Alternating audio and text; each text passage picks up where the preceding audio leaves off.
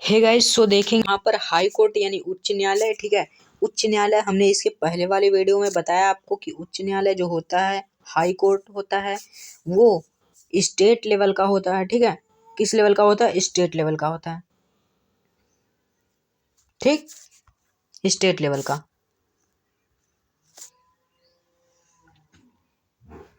ठीक है, state level का होता है कौन? High court. अब हाई कोर्ट में, ठीक है, हाई कोर्ट में देखेंगे हम यहाँ पर जो हाई कोर्ट ये होता है, ये स्टेट लेवल का होता है, बट सही है। बट इसमें कौन कौन से क्षेत्राधिकार और इसके कितने क्षेत्राधिकार और कितने सब शक्तियाँ इसको प्राप्त होती हैं, हम इन सभी चीज़ों के बारे में देखेंगे।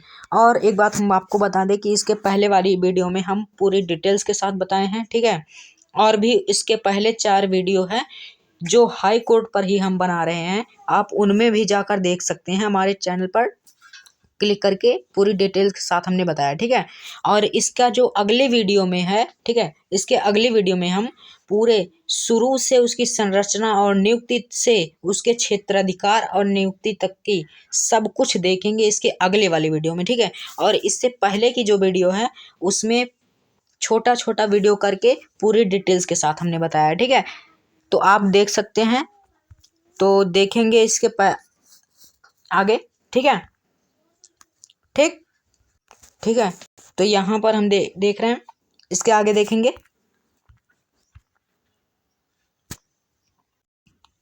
High court. ठीक है, यहाँ पर भी वही हेडिंग दी गई है जो अभी को ऊपर में दी गई थी हेडिंग। ठीक है, तो यहाँ पर भी हम उच्च न्यायालय की बात में करेंगे, ये हमारा टॉपिक ही है उच्च न्यायालय, तो बात किस पर करेंगे? ठीक, देखेंगे।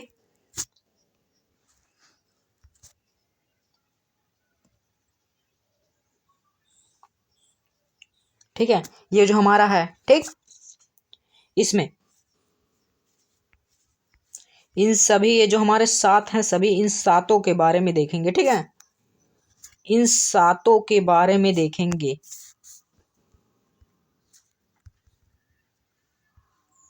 ठीक है, तो पहला हमारा क्या है? प्रारंभिक क्षेत्राधिकार। ये हमने इसके पहले वाले वीडियो में भी बताया है, सिर्फ इसके नाम को, और इसके जो डिटेल्स है हम सब अभी इसके नीचे देखेंगे। ठीक है, और पूरी डिटेल्स के साथ देखेंगे। ठीक है,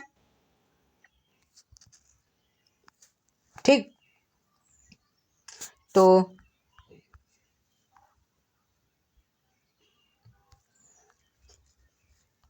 देखेंगे। पहला क्या है? प्रारंभिक क्षेत्राधिकार। फिर दूसरा न्यायाधीश, चाहे हम न्यायाधीश बोले या क्षेत्राधिकार या फिर रिट क्षेत्राधिकार, बात एक ही है।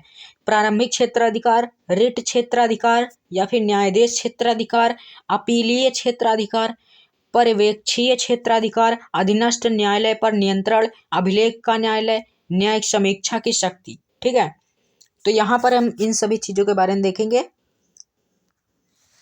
ठीक, सबसे पहले हमारा क्या है?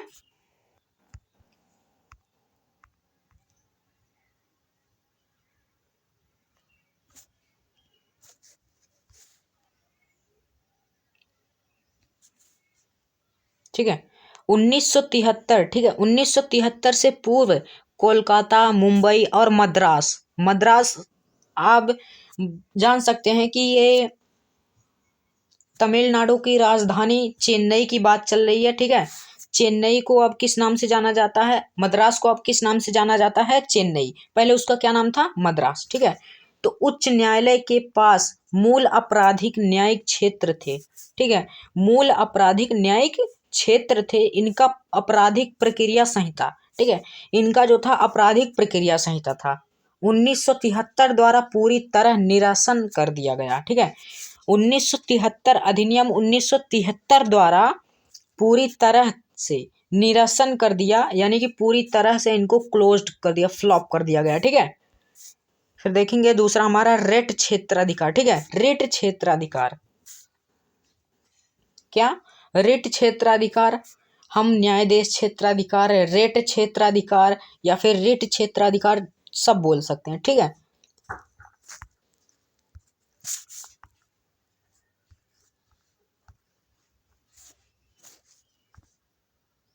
ठीक है, देखेंगे हम यहाँ पर रिट क्षेत्राधिकार को। हमारा रिट क्षेत्राधिकार कैसा है, ठीक, कितना है। तो शुरू करें वीडियो को, देखेंगे हम क्या है हमारा रिट क्षेत्राधिकार। दूसरा पॉइंट चल रहा है, ठीक। संविधान का अनुच्छेद 226 से उच्च न्यायालय को नागरिकों के मूल अधिकारों के प्रवर्तन, ठीक है, क्या प्रवर्तन और अन्य किसी, ठीक है, अन्य किसी उद्देश्य के लिए बंदी पर प्रत्यक्षीकरण, परमादेश, उत्प्रेषण, प्रतिषेध एवं अधिकार प्रेक्षा किसी अन्य उद्देश्य के लिए पद का अर्थ है एक सामान्य कानूनी अधिकार का प्रवर्तन। यदि न्यायादेश देने का कारण इसके क्षेत्राधिकार राज्य क्षेत्र सीमाओं में है तो उच्च न्यायालय किसी भी व्यक्ति, प्राधिकरण और सरकार को अपने क्षेत्राधिकार के राज्य क्षेत्र की सीमाओं के आधार वाले, ठीक है, आदर वाले, ठीक है, ये बाल हो गया यहाँ पर गलत है, ठीक है,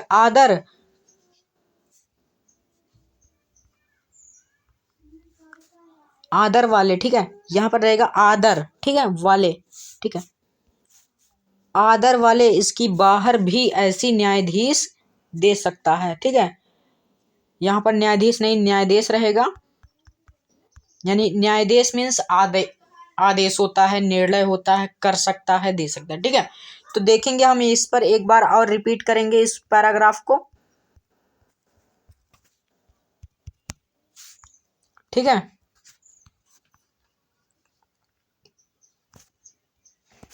देखेंगे इसको, इस बार हम देखेंगे इसको जो कि बताया जा रहा है, ठीक है।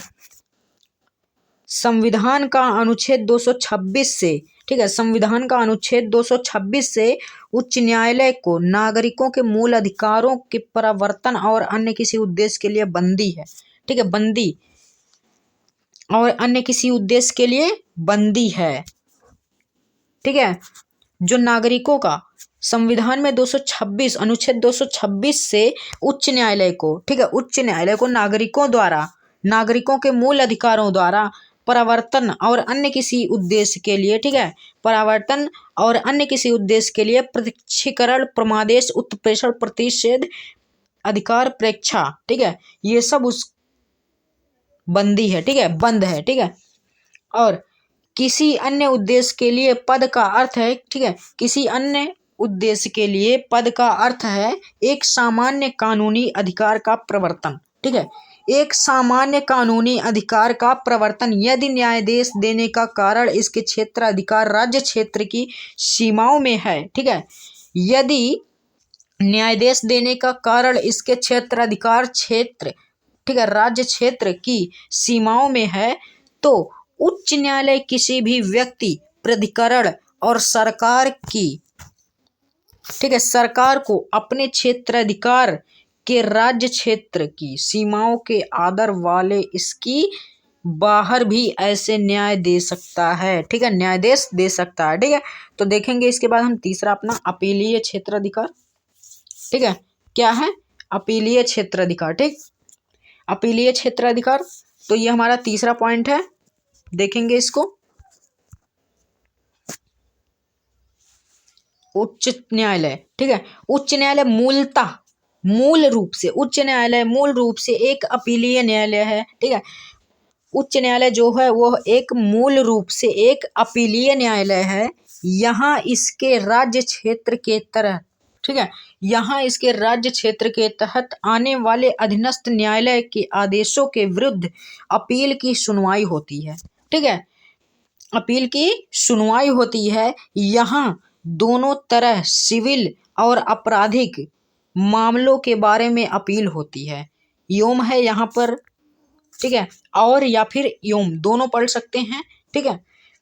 तो इन दोनों के बारे में यहाँ पर अपील होती है। इस प्रकार अपीलीय क्षेत्राधिकार में उच्च न्यायालय का न्यायिक क्षेत्र, ठीक है, न्यायिक क्षेत्र इसके मूल न्यायिक क्षेत्र से ज़्यादा विस्तृत है, ठीक है, उच्च न्यायालय का मूल जो न्यायिक क्षेत्र है इसके मूल न्यायिक क्षेत्र से अधिक है। कौन? न्यायिक क्षेत्र, ठीक है।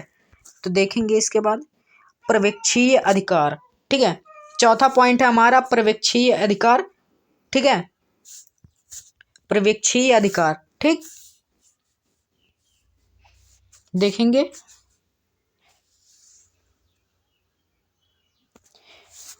उच्च न्यायालय, उच्च न्यायालय को इस बात का अधिकार है कि वह अपने अधिकार, ठीक है, वह अपने क्षेत्राधिकार के क्षेत्र के सभी न्यायालयों एवं व सहायक न्यायालयों के क्रियाकलापों पर नजर रखे, ठीक है, वह नजर रखे, ठीक है। यहां पर हम, ठीक है, तो यहां पर हम देखेंगे इसको, ठीक है, ठीक है, क्या उच्च न्यायालय, उच्च न्यायालय को इस बात का एकदम अधिकार है, इस बात का अधिकार है कि वह उसके नीचे के सभी, ठीक है, उसके क्षेत्राधिकार, उसके क्षेत्र में जितने भी न्यायालय, सहायक न्यायालय, जिला न्यायालय आते हैं, सब पर वो उसके क्रियाकलापों पर नजर रखे, उनके क्रियाकलापों को देखे। यदि उसमें कोई कमी आती है तो उच्च न्यायालय उसको इस बात पर दंडित भी कर सकता है, ठीक है, इतना उसके पास अधिकार है, ठीक। देखेंगे पांचवा पॉइंट है हमारा, ठीक है, क्या पांचवा पॉइंट है,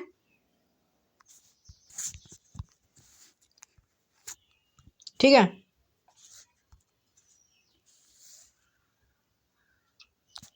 अधीनस्थ न्यायालय पर एक, ठीक है, अधीनस्थ न्यायालय पर एक उच्च न्यायालय की अपील न्यायिक क्षेत्र एवं पर्यवेक्षीय, ठीक है, पर्यवेक्षणीय अधिकारों जिनके ऊपर उल्लेख किया गया है, ठीक है, जिनके ऊपर उल्लेख किया गया है, इसके अलावा प्रशासनिक नियंत्रण, ठीक है, प्रशासनिक नियंत्रण और अन्य शक्तियां रहती हैं, ठीक है, जिसके अलावा प्रशासनिक नियंत्रण और अन्य कई शक्तियां भी रहती हैं, ठीक है।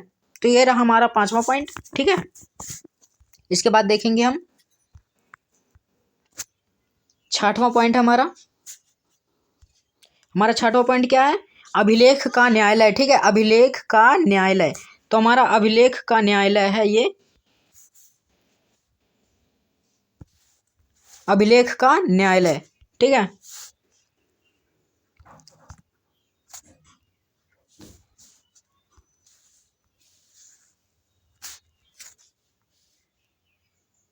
ठीक है, न्यायालय की अवमानना, ठीक है, न्यायालय की अवमानना पद को संविधान में परिभाषित नहीं किया गया है, ठीक है, परिभाषित नहीं किया। हालांकि न्यायालय की अवहेलना अधिनियम 1971 में, ठीक है, 71 में इसे परिभाषित किया गया है। इसके तहत अवहेलना, ठीक है, इसके तहत अवहेलना अथवा आपराधिक किसी भी प्रकार का हो सकती है, ठीक है, किसी भी प्रकार की हो सकती है। इसके अलावा ठीक है, इसके तहत किसके, जो 1971 में जिस अधिनियम को परिभाषित किया गया उसके तहत अवहेलना दीवानी अथवा आपराधिक किसी भी प्रकार की हो सकती है, ठीक है, अपराध किसी भी प्रकार का हो सकता है उसके अनुसार, ठीक है। सिविल अवमानना का अर्थ है, ठीक है, जो सिविल अवमानना है उसका अर्थ है एक न्यायालय किसी भी निर्णय, आदेश, न्यायाधीश, ठीक है, यहाँ पर भी शॉर्ट सर्किट हो गया है, यहाँ पर जो है न्यायाधीश रहेगा, न्यायाधीश हो गया, ठीक है। तो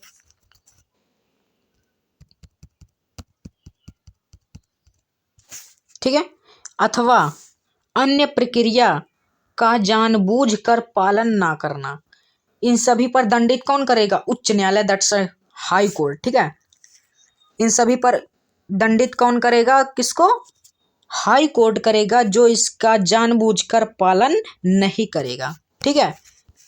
देखेंगे आखिरी पॉइंट है हमारा, सातवां पॉइंट है और आखिरी पॉइंट है, ठीक है, न्यायिक समीक्षा की शक्ति, ठीक है, न्यायिक समीक्षा की शक्ति सातवां पॉइंट हमारा, बहुत ध्यान से देखिएगा। देखेंगे इसको, उच्च न्यायालय, ठीक है, एक न्यायिक समीक्षा की शक्ति राज्य विधानमंडल व केंद्र सरकार दोनों के अधिनियमों और कार्यकारी आदेशों का संवैधानिकता परीक्षण के लिए है। ठीक है, परीक्षण के लिए है। तो एक उच्च न्यायालय जो होता है उसकी समीक्षा की शक्ति राज्य विधानमंडल और केंद्र सरकार इन दोनों के अधिनियमों पर कार्यकारी आदेशों की संवैधानिकता परीक्षण के लिए है उच्च न्यायालय। ठीक है, यदि वे संविधान का उल्लंघन करते हैं, ठीक है, अधिकारिता करते हैं, उनका संविधान का उल्लंघन करते हैं तो उन्हें असंवैधानिक और सामान्य शून्य घोषित किया जा सकता है।